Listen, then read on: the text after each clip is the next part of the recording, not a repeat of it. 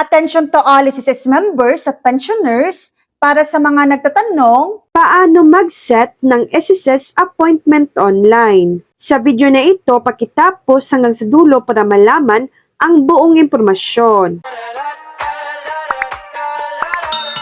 Ganito po ang pag-set ng SSS appointment online. Una, mag-login sa inyong My.SSS account or My.SSS portal. Pangalawa, hanapin ang appointment o online appointment system. Pangatlo, piliin ang SSS branch na gusto ninyong puntahan. Pang-apat, piliin ang transaksyon o service na kailangan ninyo. Panglima, pumili ng available na date at oras. Pang-anim, isubmit ang appointment at isave ang confirmation or reference number. Pang-pito, sa araw ng appointment, dalhin ang appointment confirmation at mga kinakailangang dokumento. Ayon sa SSS, maaari kayong mag-set ng appointment sa inyong servicing branch gamit ang My.SSS.